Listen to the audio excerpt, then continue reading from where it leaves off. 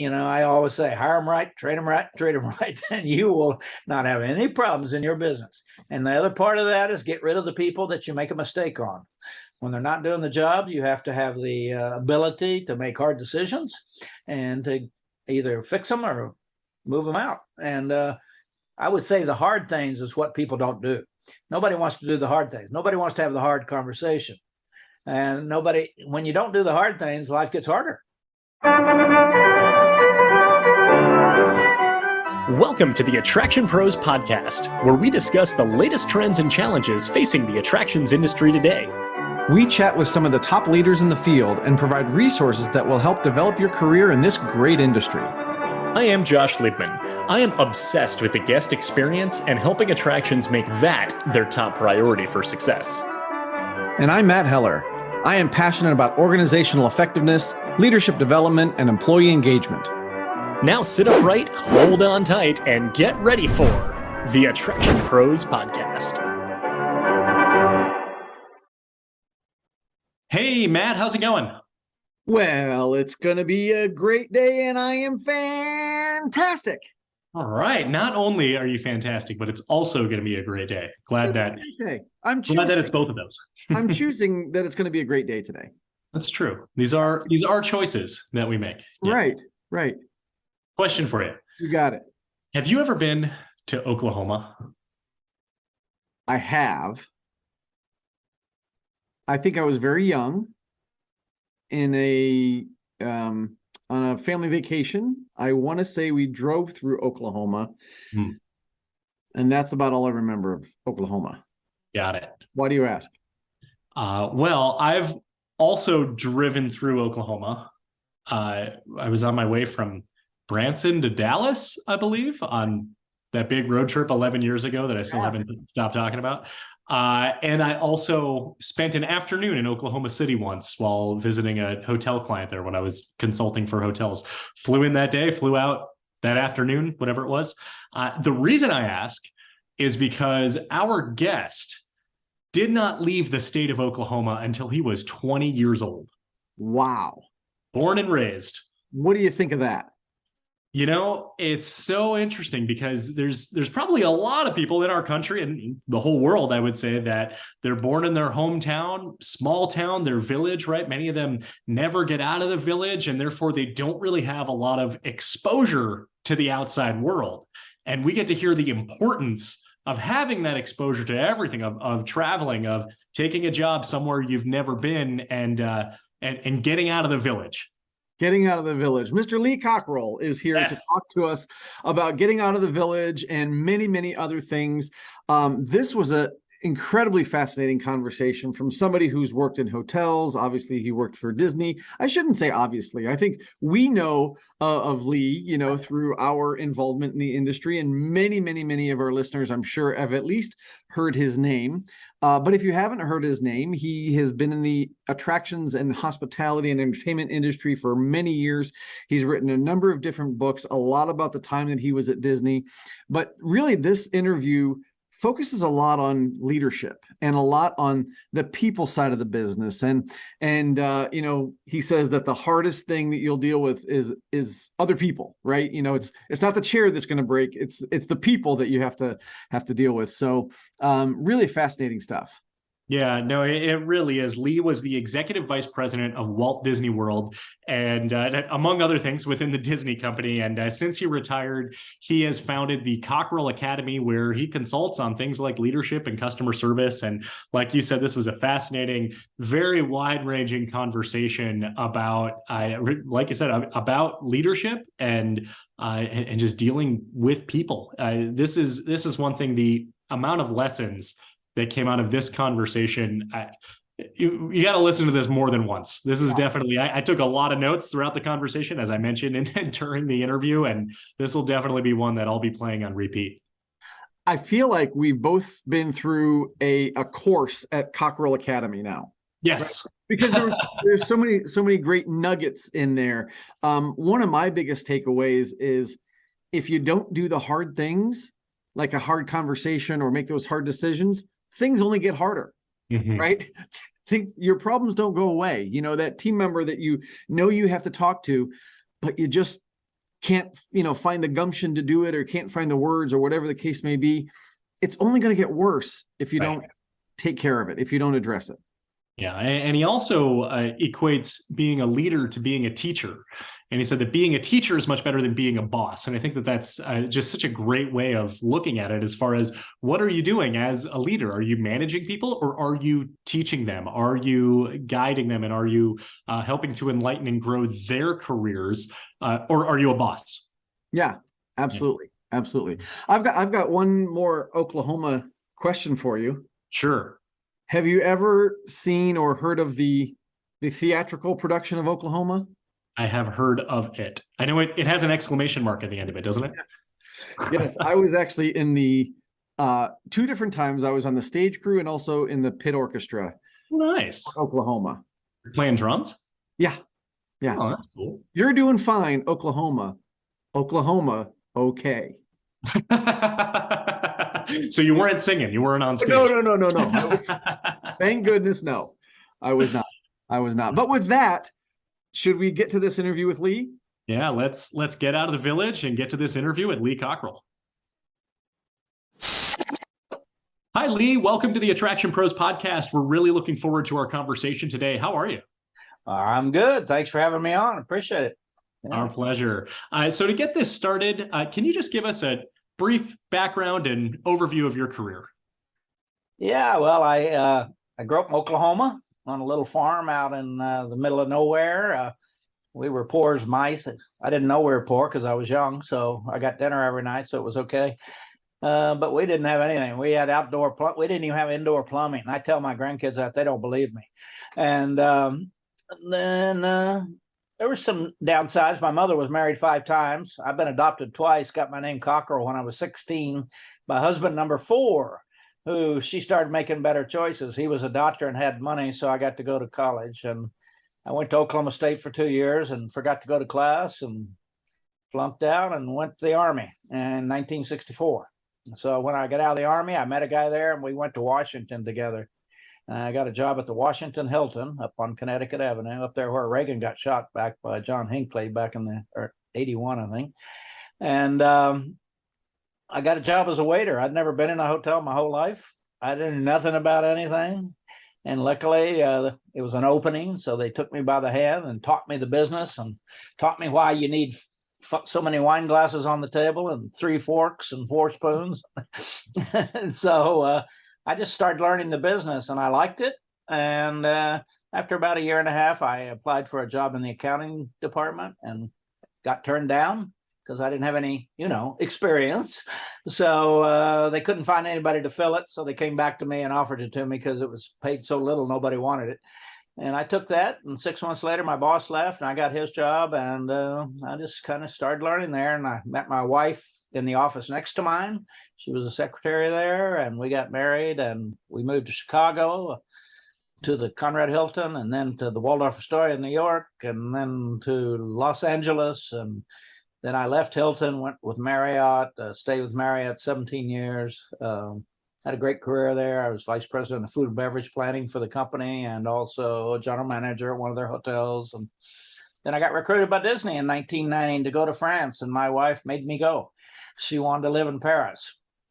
And the thing I don't always tell is she had a French boyfriend when I first met her. So it took about 1 year to get rid of him. And we went to France, and I got asked to come back to Orlando in 1992 to run the hotel division. And I did that for 2 years. Then I got promoted to executive vice president of operations for all of Walt Disney World for about 10 years. Then I retired, and now I do this. I talk to people, and I go around convincing my clients that I know what I'm doing, and they pay me. So life's good. And my wife hadn't left me, so I'm doing great. Right. Yeah. Well, Lee, thank you for that background.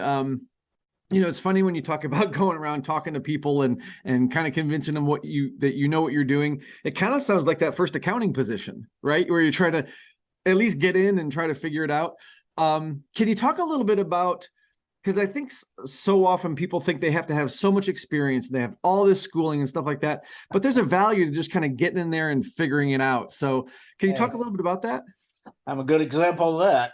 Let me tell you, the only reason I had any success in my life, I didn't have a college degree. I wasn't even a good student in high school. I said I've written 6 books. I still don't know where the commas go. So, one day my goal is to use a semicolon. I don't know what they're for, but it looks pretty cool. And yeah, I mean, I would tell people today, there's 3 things you need to be successful. One is knowledge. It can be college, or it can be with Google in your pocket and courses online and podcasts like yours to listen to. And you can become an expert in something if you want to, if you get up every morning. So education, then I think experience and exposure. A lot of my success is the experiences I had in great products. I mean, I worked in places where you learn to do it right, and there's value in that. People want to hire you for that. And exposure. When I left Oklahoma, I'd never been out of Oklahoma. I was 20 years old. Now I've been to 48 or 49 countries. I do business all over the world, and I'm a different person. That's what exposure does to you. And I tell everybody, get the education. You'll forget most of that, but you'll never forget the experience and the exposure, meeting other people and knowing other people and understanding cultures and doing business in other countries. And I think not enough young people do that. A lot of kids graduate from college and their mother and dad want them to stay in the village and not leave. I say, my advice is get out of the village. Nothing's going to change in the village. And so that's what I did. And I have a son Dan, who was working for Disney for 25 years. He ran the Magic Kingdom, Epcot, and the studio. And he's done the same thing. We got him exposed worldwide, and it changes you. Now I got 3 grandkids. They left home as quick as they could because they like to go out and do their thing. So I would just tell people over and over, don't forget the experience. And all experience is good, and all knowledge pays off later. You read a book today, it may not pay off for a couple of years till you have some issue you got to deal with and you remember what you learned. And so I remember peeling potatoes in the Army. I remember cleaning bathrooms. I remember working for managers who were kind of difficult and trying for me to develop my own style and approachability and being somebody people trusted and wanted to work with. So when a lot of kids graduate from college and their parents, we offer them a job as a hostess or something at Disney, and they just spent 4 years and $100,000 on their education. Their parents don't want them to take it. I tell them, don't do what your parents want. Do what you want. Get the experience. It will pay off. You get Disney on your resume, or Marriott, or Hilton.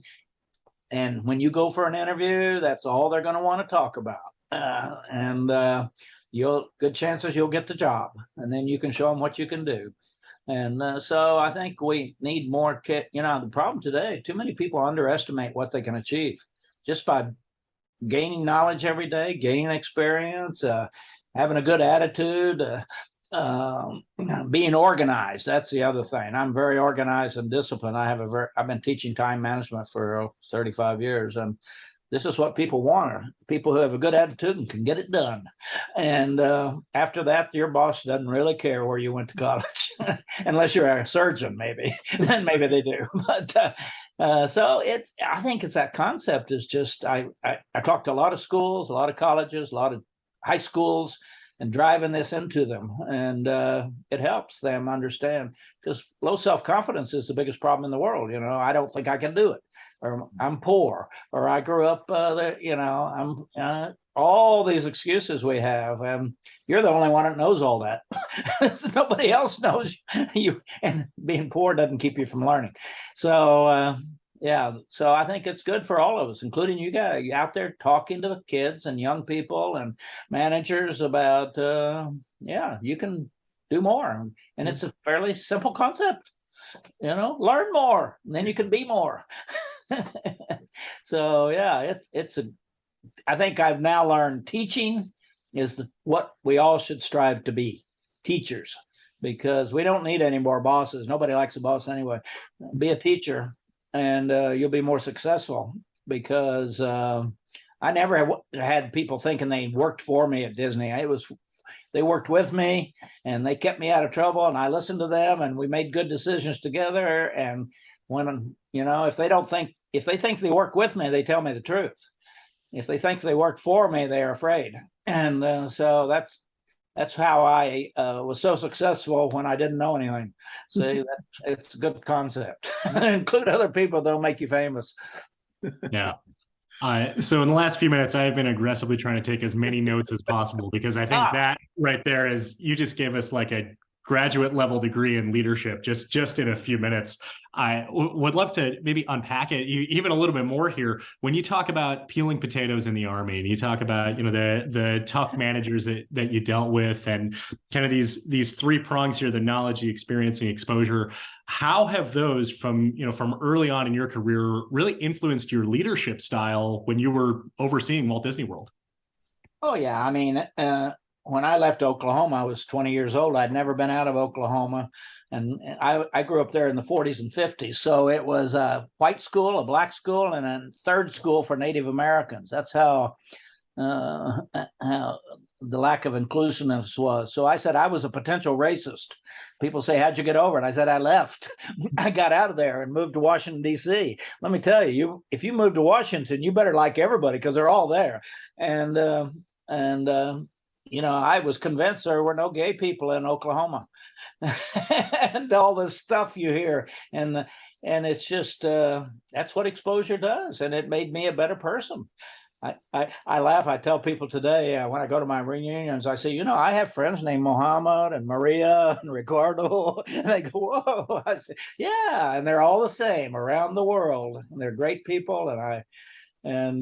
So I just I can't even imagine if I'd have stayed there, because now I know why they say you can't go home, because once you've had exposure, it is you're a new person, and so it's infected me a lot, because I work in the business where everybody's from somewhere else. They become your friends. I was a waiter. We went out after work together. We dated. We went there. We spent our time together, and everybody who comes to a hotel or a theme park or is from somewhere else, from all over the world. Disney cast members are from, 130 countries from all over the world, and it certainly made me who I am today, is starting to appreciate those people and to understand that we're all the same. And you can't do that if you grow up in isolation in a culture where everybody's the same. That's why I tell them, leave the village. The village ain't going to change. You better get out of the village, because it'll be the same 30 years from now. Yeah. And exposure, it changes you. I mean, you can't help it, whether you like it or not. So and I think it helped me people have a regard for me, because they know I've been to their countries. I've done business with them. I know them. I lived in France for 3 years. I even went to Iraq during the war and did 13 seminars for the military, which was amazing. Flew into Baghdad. And these are things you can't take out of your brain. I mean, you can read about it, but until you do it. And that's why I tell you, get experience. And they say, well, what should I do? I said, it doesn't matter. Pick a good company, Marriott, Hilton, Apple. Just take any job they'll give you. If they give you the job cleaning the bathroom, you be the best little bathroom cleaner they ever had in the whole world, and you'll be running the bathroom crew.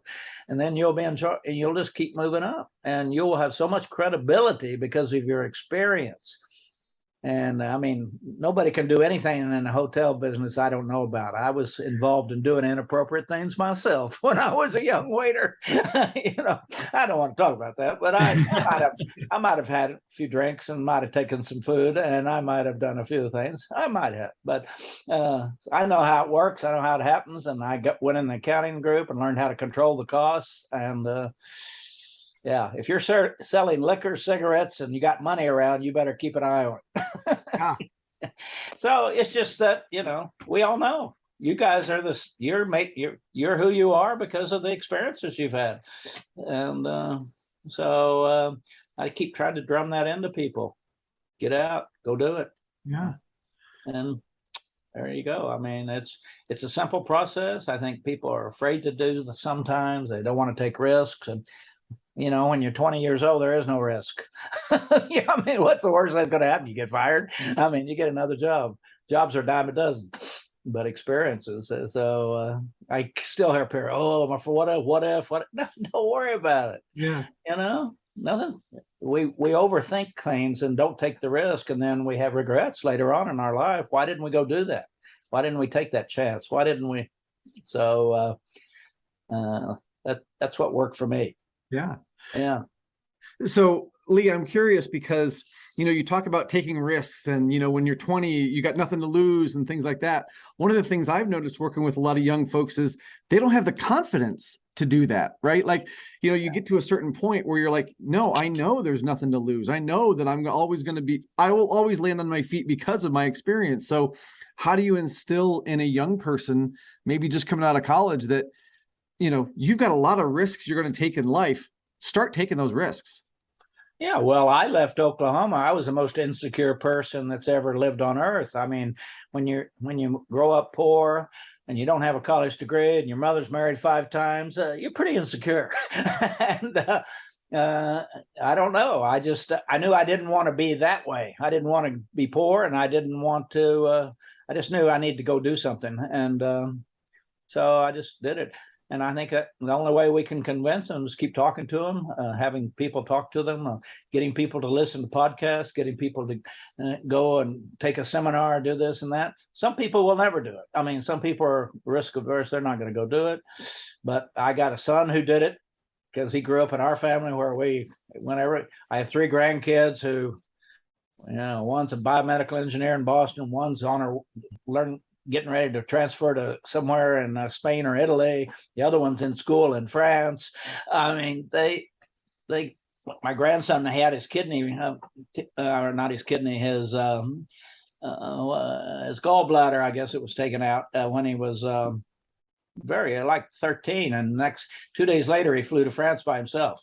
So this is like appendicitis. Yeah. But I said, that's just because they are exposed. When you're exposed, you become like the environment and culture you live in and grow up in and hang out in. And that's what, we all I always talked about, there's certain kids we didn't want my son to be around, because you be in that culture, you'll get in trouble. As my wife said, America's extremely safe if you're not involved in drugs and you're not out after midnight. So that's when all the problems happen. So you just got to go do your thing. And, the more success you have, your confidence rises. About halfway through my career, my lack of self-confidence was pretty diminished. But I mean, I still have it. I'm still, somebody said, how'd you be so successful? I said, I had a huge fear of failure. I didn't want to, and that's insecurity, but it can drive you too. Yeah. And I always tell, just think about what's the worst thing that can happen if you go do that in America. I mean, give me a break. People can't find anybody anyway now, so you don't have to worry about a job. And and for parents to give their kids exposure and to send them off to camp and have jobs when you're 16 and 17 and 18 and working and getting a taste of the future. Too many people, I think, don't work today. But we made sure they all had jobs, 16, 17, and 18. They went off to college, and they did just fine, because you got to be to work on time. You got to have your name tag on. They had to be to work at 6 a.m. About 50 kids got fired the first week because they couldn't get to work on time. And so they learned all these, those are lessons. That's, you are what you do and know, and you're just the decisions you make. And so those just things I think all people can learn, and we got to keep talking to them about it. Okay. Yeah. Yeah. Love it. Yeah. Lee, looking at your career, one of the things we're curious about is about your transition from hotels into theme parks. And when that opportunity came, to move. What was that learning curve like? I've dabbled in hotels a little bit from a consulting standpoint and worked with a lot of the top brands of Hilton and Marriott, and including the Conrad in Chicago, which I believe you mentioned towards the beginning. And from a hospitality standpoint, there's definitely a lot that's very similar. But also from an operational and overall experience component, there are elements that are very different. So curious as far as what your experience was of kind of going from one area of hospitality to another, but relatively different sides of the industry. Yeah, I'm kind of I have a theory. I didn't know anything about the theme park business. And in fact, when I went to Disney, there were a lot of people who'd been there 25, 30 years that were vice presidents. They weren't too happy to see me because why did I get the job? Why didn't they? And I never really understood deeply the theme park business. I hired great people around me. I mean, people knew what they were doing. That's my style. People said, "What'd you do at Disney?" I said, "Nothing." I said, basically, I hired a great team in engineering, security, attractions, food and beverage, retail. They're all very complex. And at Disney's volume, I mean, they're like brutal. And I hired the best people, and then I gave them the authority to run their business. They knew what their budget was, and they knew what they were doing. And I took the role that I'm here if you want to talk to me, if I can help you, if you need more people or you need something, I'll go fight for you with the president and try to say to get it. But I wasn't even interested in learning about the attraction business. I just wanted to make sure I got people who knew what they were doing. And I think as you can't know today, it's very complex. You've got to really have experts. I mean, that's a tough business, man, for safety and the budget and the productivity and all the things that apply today if you're going to be great. And I think that was my major success is I had great people. They were amazing. And I think I led them in a way that let them do their thing. And great people don't want to be micromanaged. Mm-hmm. Great people want to run their business. And I had the same people for years. Nobody left because we created an environment, a culture where they felt like they mattered and they had authority and they ran the business. Every one of them got promoted. Carl Holtz worked for me running Epcot, and he ended up being CEO of Disneyland Paris and president of the cruise line, and all of them did very well. And so you don't have to know everything. I said, you don't have to do anything. You just got to make sure it gets done. And when you got talent, you get it done. It's like a surgeon. If I worked in a hospital, I would get the best surgeon. And if I was an administrator in a hospital, just think about all the things you couldn't know, but you run the business side of it and the HR side and the training and development. Make sure people are getting the right training, getting the right development. And I said at Disney, we have 3 things we do better, and anybody can do these. We hire better, we train better, and we treat them better.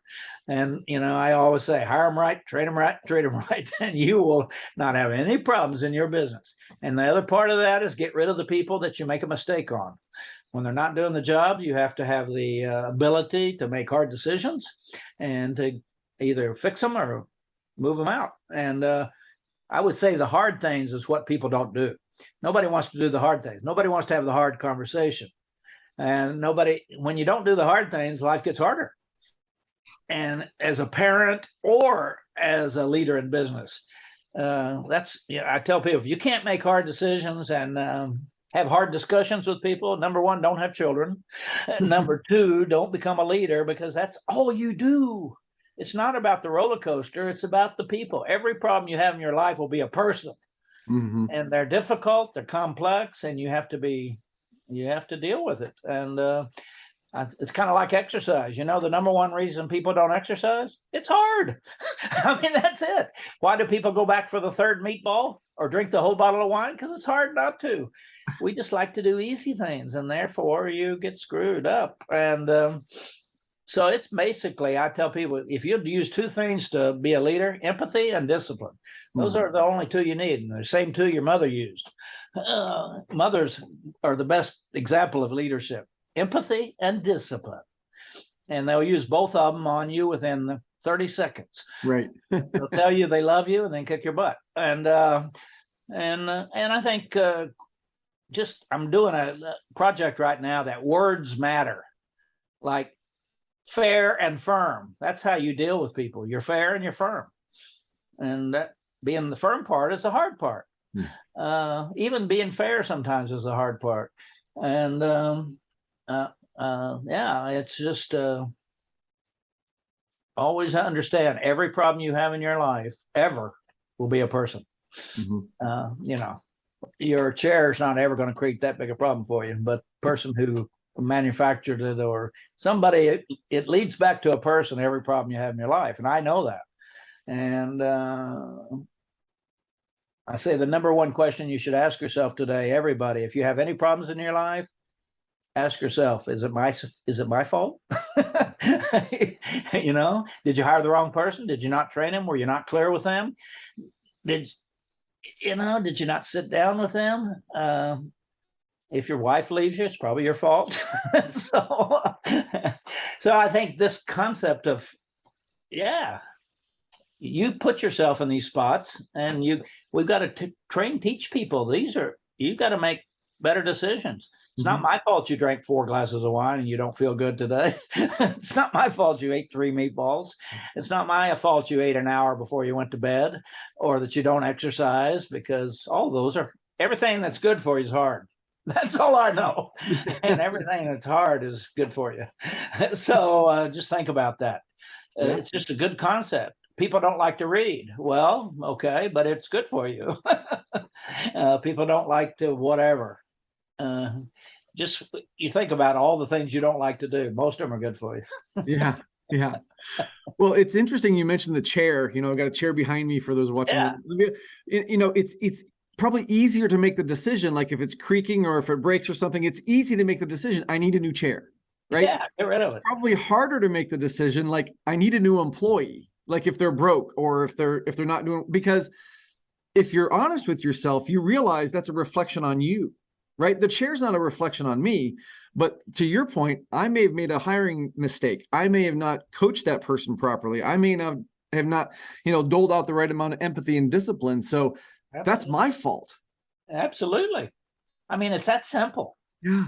And people are running around blaming the weather, the government, the political parties, the blah, blah, education. Every parent wants to blame the teachers for their kids being an idiot. I mean, no. And that's an excuse that gets you in trouble eventually, because you keep thinking it's not you, and nobody else cares about you, by the way. You better care about yourself. There's only one other person cares about you, is your mom. That's about it. Everybody says we care about you. No, they don't. I mean, you've got to control your life. Take care of your health, take care of your family, take care of your business, and learn how to manage your time. The number of things people waste time on is like mind-boggling. It's like they don't have time to exercise, but they have time to watch a 2-hour movie. I mean, come on. This is like, So there's a lot to learn that we don't teach it in high school and college either, about how to keep your life under control, how to manage, how to use a planner, how to think about the priorities in your life, how to think about what you need to do today that won't pay off for another year, 2, 3, 4, 5. I said, exercise pays off later. And eating right pays off later. And having a hard conversation with somebody pays off later when they're successful. The power you have as a leader, people you can destroy somebody's life or you can make it better. I mean, really, it's like some people shouldn't have children because they don't do a good job. You can't fire your kids, or you shouldn't. But that is a key principle for me. Every one of us, including you two, have problems in your life that you've been putting off for who knows how long. Maybe 1, maybe 3, maybe more. And you should write them down and look at them and say, what are you going to do about it? And I tell people, take one of them and do what you got to do. And it could be hard. It could be a relationship issue. It could be a learning issue. It could be whatever it is. You know what it is. And if you're not dealing with it, it's not my fault, but it will take you down, because it'll keep you awake emotionally, And the number one reason people procrastinate is they don't get enough sleep. They wake up, you don't feel good. What do? Not so much. Then you think, then you go eat too much because that cheesecake will make you feel better. And then you feel good for a little while. And then it's 5 o'clock. You better have a few glasses of wine to feel better again. And you do. And then you go to bed and you can't sleep again. I mean, I tell, one of the exercises I went through for years was, and I tell people to do it. When you wake up in the morning and you don't feel great, take a few minutes and think about why. Why don't you feel great? Why? Mm-hmm. Did you not drink enough water? Did you have an argument with your wife that you stayed awake thinking about? Did you eat too late? Did you drink too much? Whatever it is the room not cold enough? I'm telling you, if you want to know, you can know. And it's a good exercise. Yeah. It's a good exercise. And to take the time when somebody's not performing and just sit back and think, why? Why is this happening? And then get into it. If you can't figure it out, tell them. Let's see if they have an explanation. And I mean, it's kind of that okay, nobody's going to figure out why I can't sleep but me. That's all. Yeah. And most people just feel bad and they don't think why. There's a reason these things happen. If you're in bed for 8 or 9 hours and you get up in the morning, you don't feel great, there's a reason. You better get to the doctor, the emergency room, eat right, quit doing it. I mean, this is like the best way to improve yourself is when you're not happy, find that why? Why? Yeah. Why do I think somebody's not performing? I don't know, but I have that feeling in my mind. And you got to go get in it. You got to sit them down and say, hey, guy, I don't know what you're doing. I like you. I hope you're here, but it's not working. And they may tell you, well, I'm having health problems or my mother's in the hospital. Okay, good. Let's get that out. We'll work on it together. But I need to know why, because you're polluting my brain and I may fire you if I don't figure this out pretty quick. So we have a responsibility. Usually when we fire somebody, it's 50% our fault because we don't deal with it and don't get in just about. Yeah. So those are concepts I think we can really teach people, and they can. I don't think anybody says, oh yeah, I never thought about it that way. Well, yeah, thinking is a good thing. Right. They used to do it in the old days. People used to think before they did things. Well, we ought to get back to that. What are you not happy about in your life? What are you not happy about in your career? What are you not happy about in your salary, your health, your relationships, your kids, your family? Obviously, the final answer, what are you going to do about it? Yeah. Just let it go? Because 99% of these you can fix. You can do it yourself, or you can get somebody to help you. You may need a psychiatrist. You may need a trainer. You may need a doctor. You may need a new wife. I don't know, but there's something that's holding you back. And it took me a long time to figure that out because I was very insecure and had a lot of excuses most of my career until about halfway through when I started to wake up and figure out, hey, it must be my fault. When you put up with something, if you put up with a boss that intimidates you and doesn't treat you right and is autocratic, that's not his fault. That's your fault. You can leave. You can tell. And I've told Bob before, don't ever speak to me like that again. I'm telling you, I won't be here. Mm-hmm. I told one guy I worked for, I'll be coming over that desk if you ever talk to me like that again. We had it. What happened? I'd rather get fired and stay in that thing where every night you're always worried about your job and you don't sleep at night. No, don't let people push you around, because if you do, it's your fault. So, and how many people are right now working where they hate their job? Get out of there. That's not good for your health, by the way. Right. That'll take you out.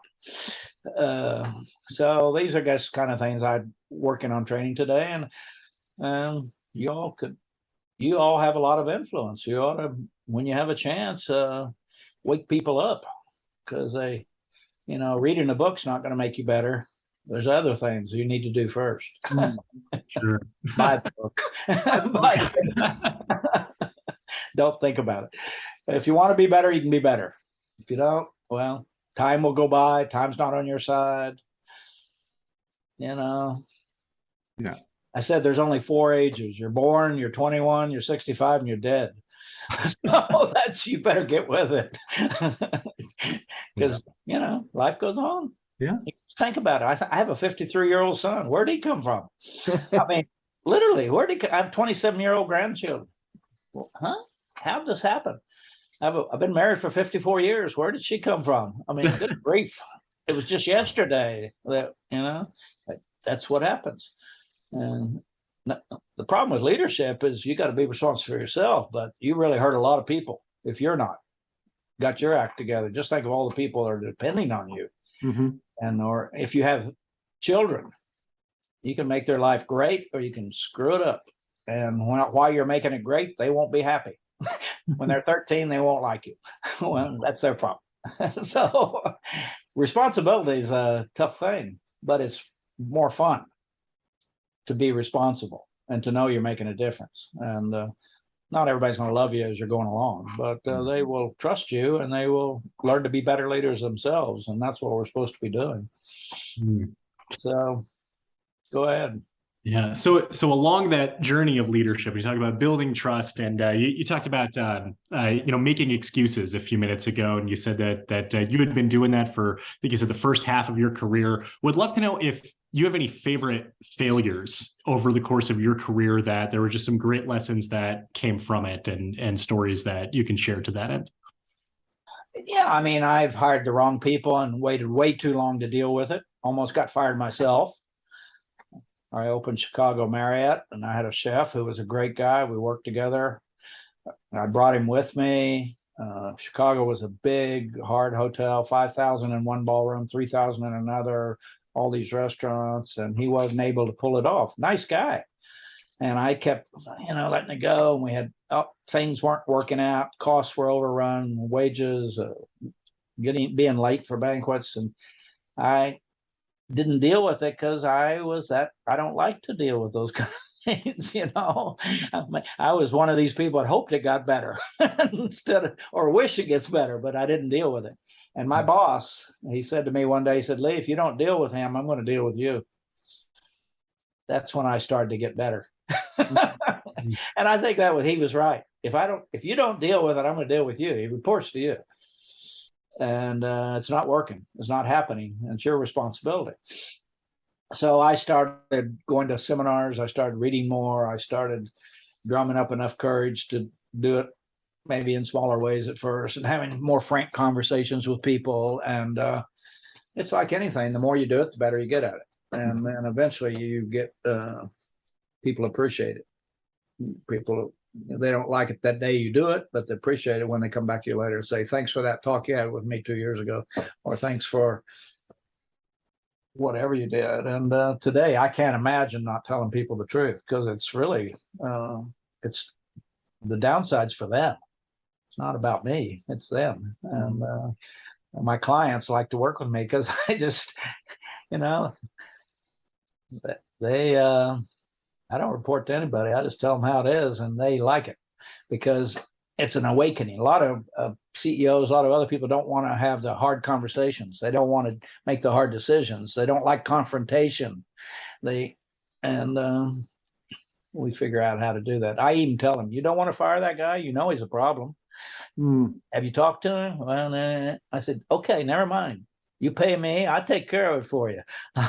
Give me $33,000. I'll go fire the guy for you tomorrow." I kind of shame them into doing what they're supposed to be doing as their responsibility. Yeah. It's like if your kids are on drugs, you need to get involved. And you need to, if they're not doing well at school, you need to get up there and get involved and find out what's going on. And we can't lay back and hope and wish and pray that life works out, because it doesn't. Yeah. I think those are the things in leadership that are the most important. It's not so much what you know, it's about who are you? Can you get people to do what they're supposed to do, and making people better in all areas. I mean, at the end of the day, I'm better for some of the people I worked with over the years. I mean, I think back about them that helped me and straightened me out and told, like the guy had said, "If you don't deal with him, I want to deal with you." That was a major lesson. that, maybe, I don't know if it seemed like that at the time. And he said to me once, he said, Lee, do you understand the whole world does not revolve around Lee Cockerell? Do your job. Because I took everything personally. I was defensive. And I'm sure we all know those people. Yeah. And he just kicked my butt every time, and I got out of it.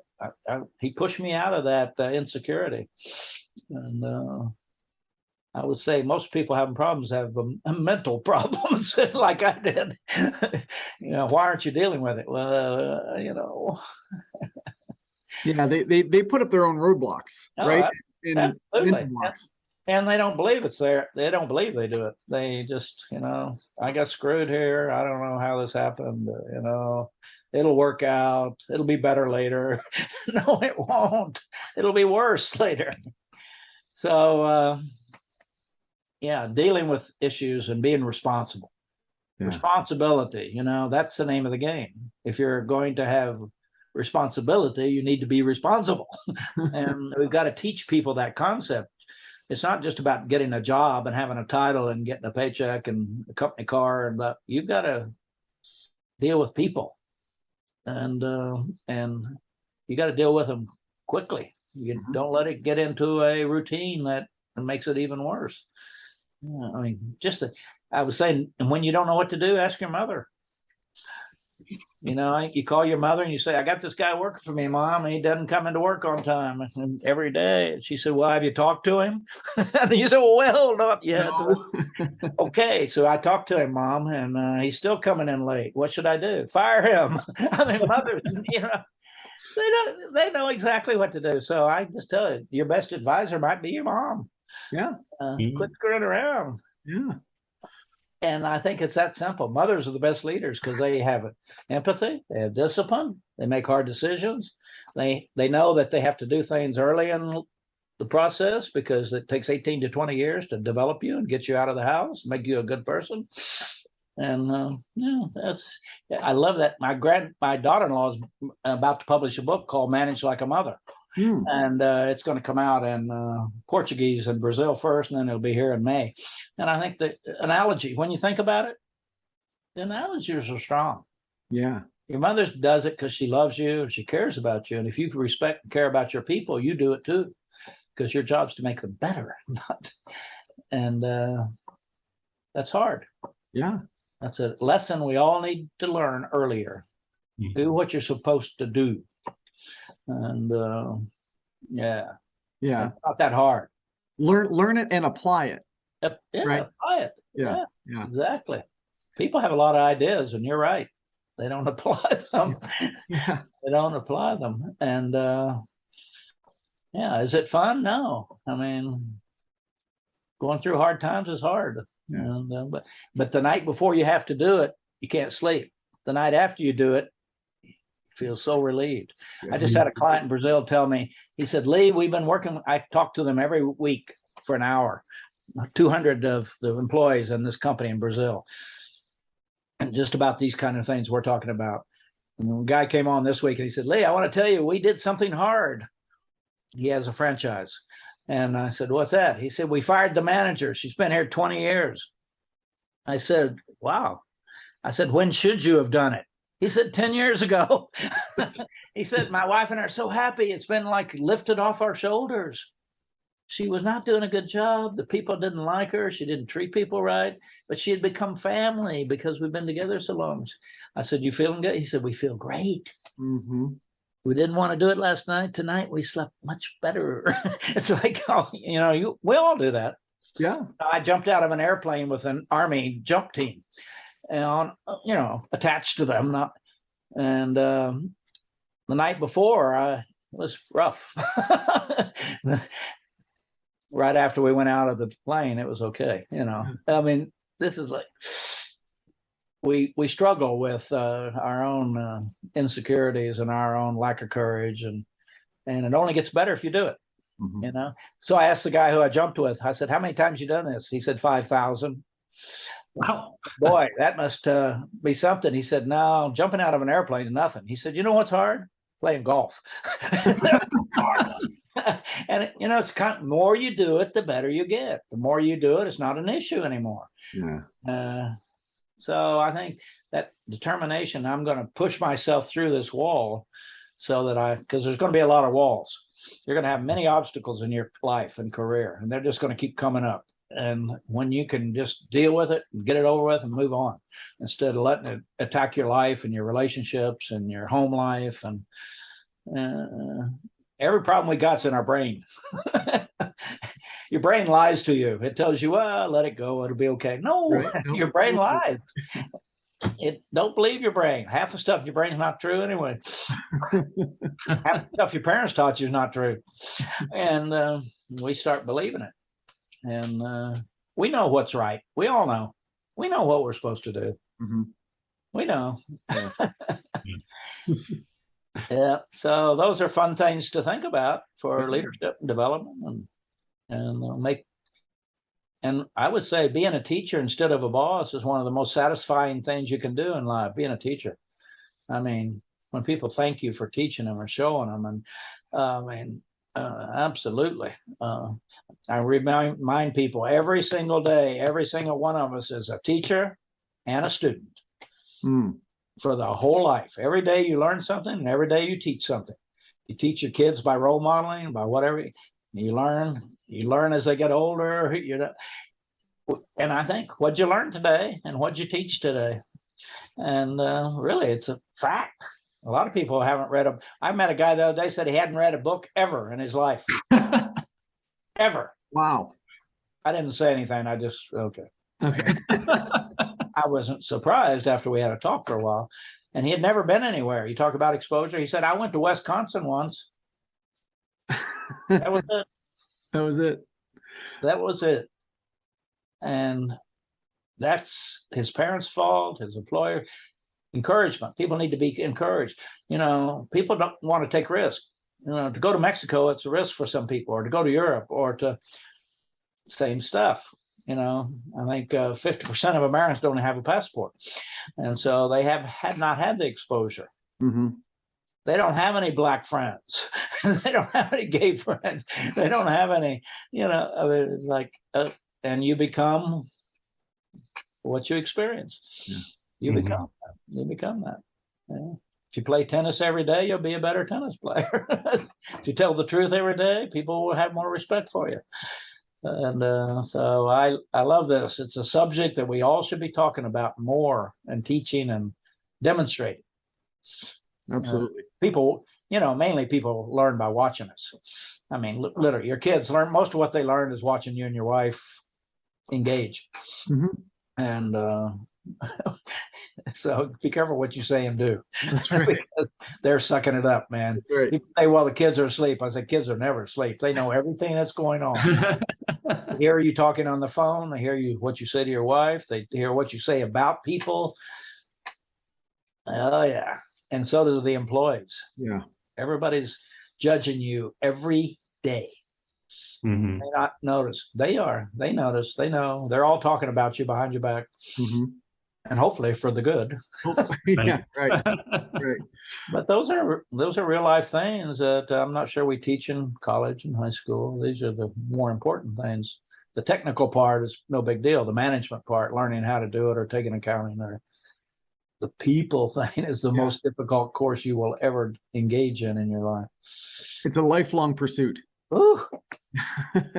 I know. Yeah. I said, people ask me how I'm doing. I said, well, my wife hadn't left me, and nobody in the family's in rehab, so we're doing good. Good. But it's true.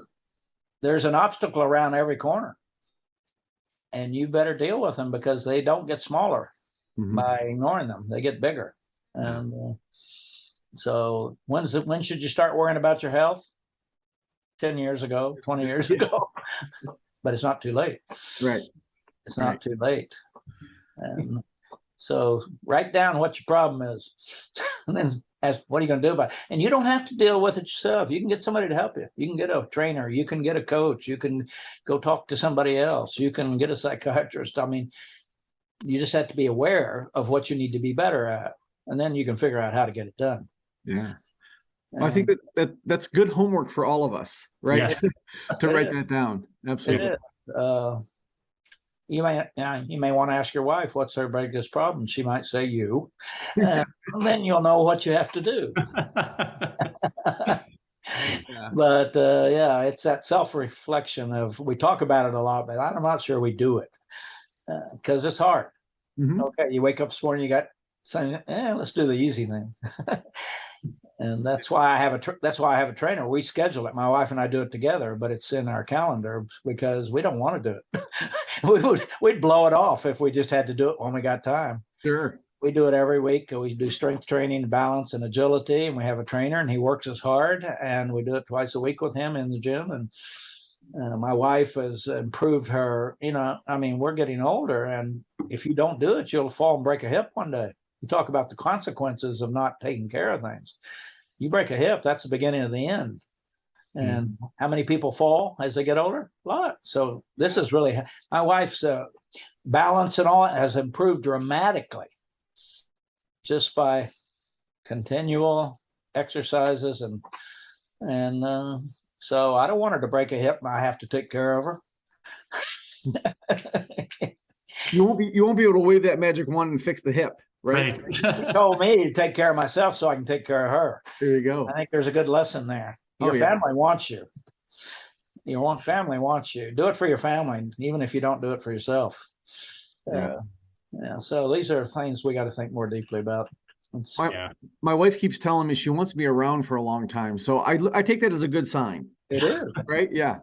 Because she wants you to be putting cash in that bank account. For whatever reason. She might like you, actually. Yeah, she might. Well, Lee, this has been a fascinating conversation, and so appreciate your time. We see, if you're watching the video, you can see Lee's book behind him. If people wanted to get in touch with you or buy your books or learn even more about you, where would you send them? Yeah, well, I have everything I do in my life on my website, leecockerell.com. I put it all there because I'm getting older and I don't have to remember where it is. It's there. And everything's there. My Cockerell Academy, my podcast, and we have 410 episodes now. Awesome. Wow. We also publish every Tuesday. Ours is only 15 minutes. There's all kinds. You can buy the books. You can do whatever you want. Podcast, of course, is free, and it's good lessons about hiring, firing, how to treat people. So it's all there. Yeah. All right.